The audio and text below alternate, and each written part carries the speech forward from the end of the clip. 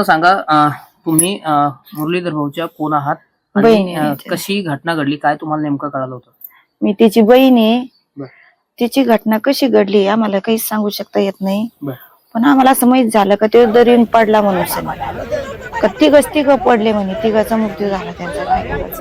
बर. मग आम्ही तिथं आलो, याला घाटीला आलो आम्ही. घाटीला आल्याच्या नंतर त्यांचे सगळे पाहुणे होते, त्यांची आई त्या सगळ्या होत्या तिच्यावाल्या. बर. त्यांनी भरपूर शिव्या दिल्या मला. मी तरी गच बसले, मी काहीच बोलले नाही तिथं. कमून बोलले नाही का. मी म्हणलं मी जर काही मनाने आणला येईन इतके दिवस, पण आमच्याकडे येऊन दिला नाही. शेवट त्याचं मूर्त सुद्धा आमच्याकडे येऊन देणार नाही म्हणून मी काहीच बोलले नाही त्यांना. शेवट माझे चुलत भाव ते सगळे होते तिथं. ते म्हणले आम्हाला तिघ आमच्या संग द्या, आम्ही तिघाची मौत करतो. पण ते म्हणले नाही नाही, आम्ही देणार नाही म्हणे मौत तुमची. त्यांची बोली आम्ही नातून मुलगी घेऊन जाणार म्हणे, तुमचा तुम्ही घेऊन जा म्हणे. आम्ही असं म्हणलं त्यांना, ते तसे म्हणले आम्हाला. मग तिन्ही त्यांचे किती बहिणी आहेत? आम्ही तिघी बहिणी. आणि तिघी. ते एक भाऊ होते? ते एक भाऊ आता आमचाला. त्यांचं लव्ह मॅरेज झालं त्यांचं भाऊ. लव्ह मॅरेज झालं, मग त्याच्यामुळे मग ते सासू सासऱ्याकडेच राहायचं. ते लई दिवस सासू सासऱ्याकडे राहिला. लई दिवस. मग तिने भाड्याने खोली घेतली, भाड्याच्या खोलीत राहिला तो लई दिवस. आणि आता पण भाड्याच्या खोलीतच राहत होता ते. पण माझ्या मुलाचं लग्न जमल्याच्या नंतर मला सगळे पाहुणे रावळे म्हणले इतके दिवस नाही आला नका की पण तू फोन कर, तो लग्नाला येईन. म्हणून मग मी त्याला फोन केला. मी भाऊ लग्नाला येशील का? तर म्हणे हा बाई. मला आधी त्यांनी तडा बोलून घेतलं.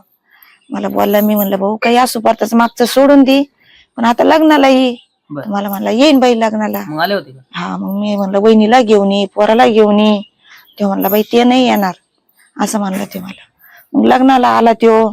लग्न झाल्याच्या नंतर माझी एक मधली बहिणी माझी, त्याचा मुलगा वारला. मग त्याला वाटलं आता सगळेच करते. माझ्या बहिणीचा लग्नाच्या दुसऱ्या दिवशीच मुलगा वारला तिचा वाला.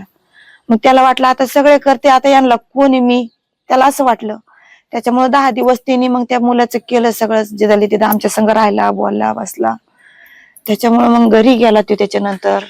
मग बायकून त्याच्या भांडणं काढले. ते म्हणे तुला इतके दिवस बहिणी दिसल्या नाही, त्यांना दिसल्या नाही, आता कस का दिसायला लागला तू त्यांना, आता कमून बोलत काय संग, तुला त्या लागत्या का मी लागते? ते म्हणायचं मला तू लागते, त्या लागत्या, लई दिवसातून बोलायला लागल्या म्हणे, आपल्याला चांगलं वाटत म्हणे, असं म्हणायचं ते तिला.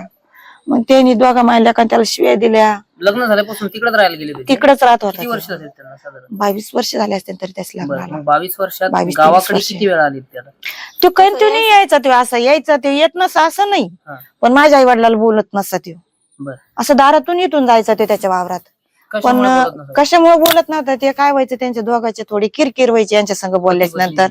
कमून किरकिर होत होती. माझे वडील म्हणायचे बाई तू लग्न करू नको, ती शेतीतली पोरगी, ती आपल्या शेतीत काम करायची नाही, तू अशी खेड्यातली पोरगी कर. पण त्याला पसंत होती, तिने मनाने लग्न केलं. माझ्या आई वडील लग्नाला गेले नाही, काही नाही, फक्त बसून मला लग्नाला तिने आणलं होतं. फक्त ते म्हणे सगळे येणार लग्नाला, तू ये. मी त्याच्या लग्नाला गेलते फक्त, बाकीचे कोणीच लग्नाला नव्हते. मग ते लग्न झाल्याच्या नंतर मग ते तिकडेच राहिले. मग माझ्या आई वडिलांचे आपण त्याला आणायला जाऊ बाई, येईन तो आपल्या घरी राहीन आपल्या तिथं.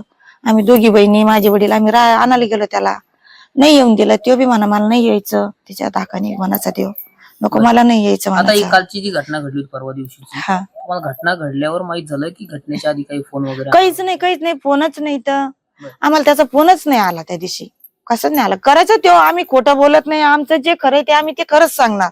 आम्ही खोटं बोलू शकत नाही, आम्हाला खोटं पण बोलता येत नाही.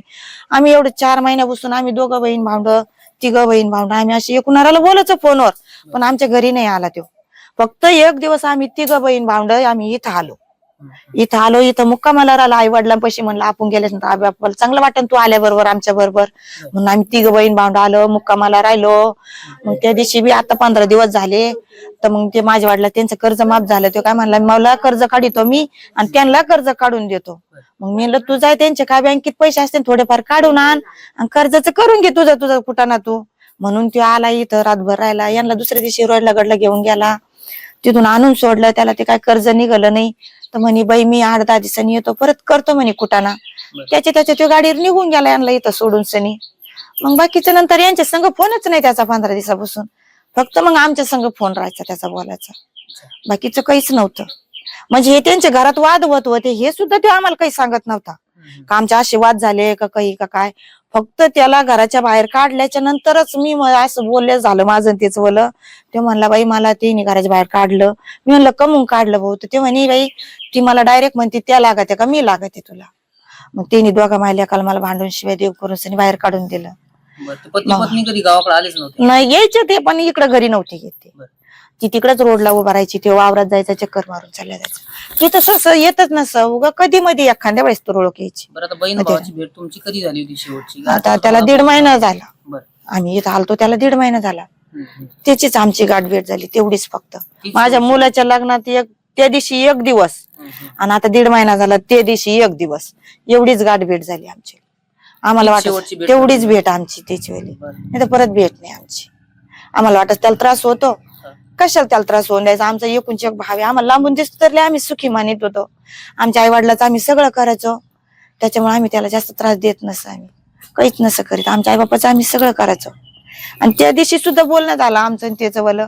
भाऊ तू काही करू नको आई बापाचं. फक्त या जाय त्यांच्या संग बोला जाय राहा जाय बसा जाय उठा जाय काही करू नको आम्ही सगळं करतो.